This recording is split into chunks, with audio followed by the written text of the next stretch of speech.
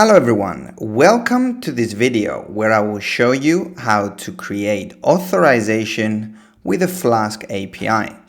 So authorization is essentially when you've got users that are authenticated to your API, but you want them to have some sort of role in order to be able to access some of your endpoints. So that could be an admin or a super admin. So without any further ado, let's jump into the project and I'll show you what I mean. So here I'm in my project, and here if we look at the views, from a previous video we created a JWT authentication API. So now we're just gonna add some rows to this project.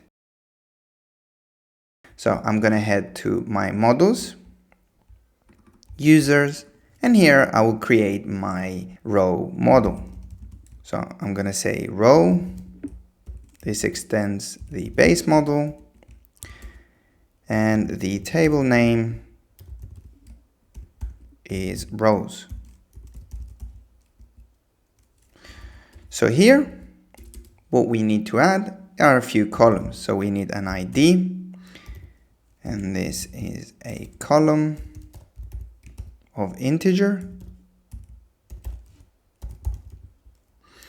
And here we're going to say that this is the primary key. And here we're going to say auto increment, and we're going to set this to true. And here we need a name, which is a string column. And we're going to set this to 36 characters. I believe this is enough. And here we're going to say that nullable is false. We're going to duplicate this, and we're going to have a slug, which is going to be the identifier of each of the records in this model. And here we're going to set this unique to true, because we only want one row per slug. Okay? So now that we've done this, we can migrate our database. So I'm going to head to the terminal, and I'm going to go here, and I'm going to say Flask db migrate to create the migration file. And then I'm going to say Flask db upgrade to apply it. Okay, so now that this is applied, now we need to create another table, which is the pivot table, which is going to hold the user rows. So these are the type of rows, and we want an association table, which is going to link the row with the user, because the user can have one or more rows, and a row can belong to one or more users. So here we're going to say class, and here we're going to say user row, and this again is a model. And the table name, we'll set this to user rows. And here what we need to do is add two foreign keys. So the first one is the user ID, and this is a column of type integer. And here we're going to create the foreign key definition. So we're going to say db.foreign key, and this will point to users and the ID. And we're going to set this as the primary key. And we're going to duplicate this, and this one we're going to say row ID, okay? And this will point to rows.id. And what we're doing here is we're creating two foreign keys, and they're essentially our primary key together. So this is what we call a composite primary key. And now that we have this, we're going to create the relationship definition on each of our models. So here we're going to go and we're going to say users. We're going to say db.relationship. And this is a relationship to the user. And we're going to say secondary. And this points to the secondary table, which is our pivot table. And this is user rows. And here we're going to say back populates. We're going to set this to rows. Okay, so we're going to do the same thing here for our user model. So here we're going to say rows, we're going to say db.relationship, and this will point to the row model. And here we're going to say secondary, and we're going to set this to user rows, which is our pivot table. And here we're going to say back populates. We're going to set this to users. Okay, so now that we have got our two relationship definitions, we're going to add a helper function here for our user, and it's basically going to check if we have a specific row. So we're going to say has row, and then we're going to pass the name of the row, and here we're going to query one of our other tables. So here we're going to return, we're going to say boolean, and here we're going to say row.query, and here we're going to join our user table. So we're going to say row.users, and here we're going to filter. So we're going to say filter, and we're going to say user.id is equal to self.id. And here we need one more filter, which is our row slug. So here we're going to say row.slug is equal to the name that was passed here. So the row will be a slug. And the final thing we need to do is we need to count the records. And if they equal 1, then the row has been found. So now that we have all of this, let's migrate our database again. So we're going to say Flask DB migrate, and then we're going to say Flask DB upgrade. So now that we have applied this, if we head to our database and we refresh, we've got rows and we've got user rows. So our rows are empty, so we need to populate those. So I've created some seed files here, and I'm going to run them. So we're going to say Python 3, and then we're going to say seed.py. So now we're going to check our rows, and we've got an administrator row and a super administrator row. Great.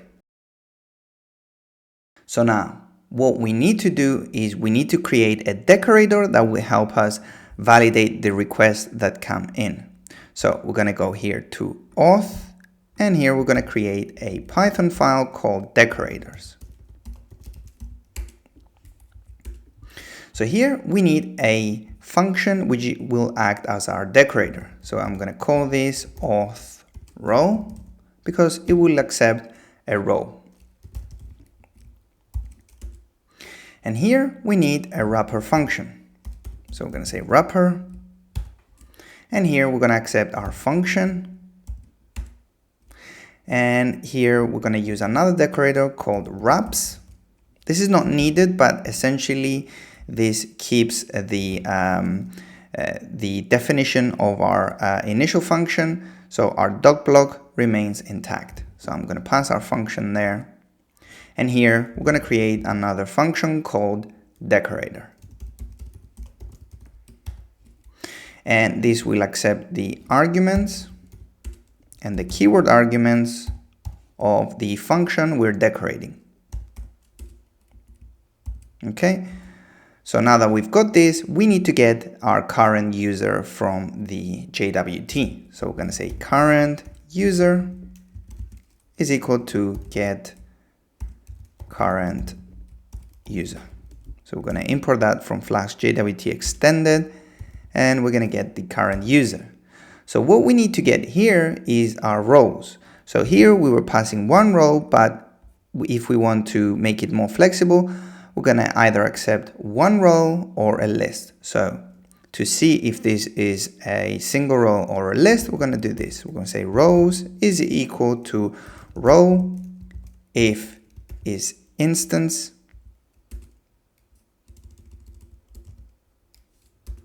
And here we're going to pass our row that was passed in and list. So essentially, if the row was a list, then leave it as is. And then otherwise, wrap it in a list. So here we're going to say row. And the reason we're doing this is because here we're going to iterate. So we're going to say if all, and all is a function that returns true if all of the statements within it are true. So here we're going to say if not current user dot has row, and then here I'm going to say r, and then here I'm going to say for r in rows. So what we're trying to achieve here is we want to make sure, so if all of them are false, in this case because we're doing not, so if the user doesn't have any of the rows, then we're going to return a response to the front end. So we're going to say return make response. So we're going to input this from Flask, and here we're going to pass a dictionary, and we're going to say message, and we're going to say we're going to pass an f string, and we're going to say missing any of rows, and here we're going to join all of our rows. So essentially we're going to pass comma, and we're going to say dot join, and we want all of the rows. Okay, and here as a second argument we're going to say 403, meaning that it's unauthenticated. However, if this passes, then we want to return the initial function. So we're going to say return function, and we're going to pass our arguments and keyword arguments.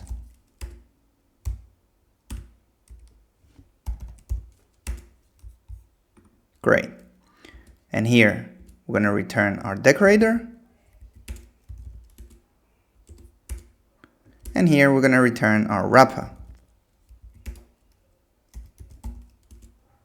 So this might seem a bit confusing, but essentially when we call this function, or when we decorate a function or a class with this function, this will evaluate, so we get the row, it will evaluate this, and it will essentially return the wrapper. And when that function is run, then we use this function within this inner decorator to assess if the user has these rows. So I'm going to close this, and I'm going to head to Postman, and here we're getting the post. So if I make this request, my token has expired, so I'm going to get a new token. So I'm going to grab this token here, and I'm going to make this request. And we're getting the posts correctly. So everything is working correctly. What if I want to restrict this endpoint to just admin users, or super admin users for that matter? So let's head back.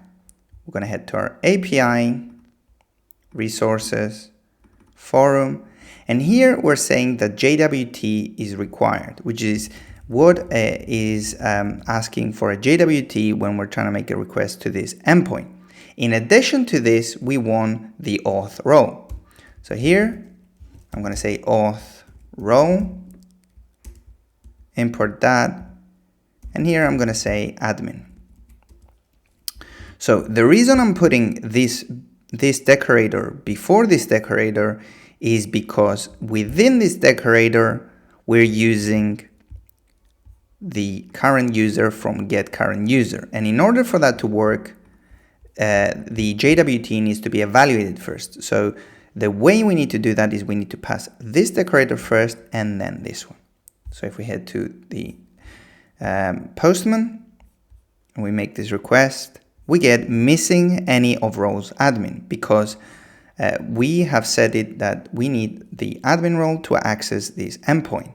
So if we head back to our database and we go to user roles, we can create a new association. So the user of ID 1 and the row of ID 1. So if we save this, but if we go to our rows, we see that admin row is ID 1 and user of ID1 is our only user. So now that we have the user associated with this role, we can retry this request. And it works. So this is how you apply authorization to your endpoints when working with Flask. So now, for this specific endpoint, the user has to be logged in, meaning they have to have a JWT as well as an auth role of admin. I hope you have enjoyed this video, and if you have, please like, comment and share the video, as this helps the channel grow so I can keep making these videos. I upload new videos every week about Python and related frameworks, so if you want to get notified when I do, please subscribe as well as click the notification bell so you can be notified whenever a new video is released. Thank you for watching, and I'll see you in the next one.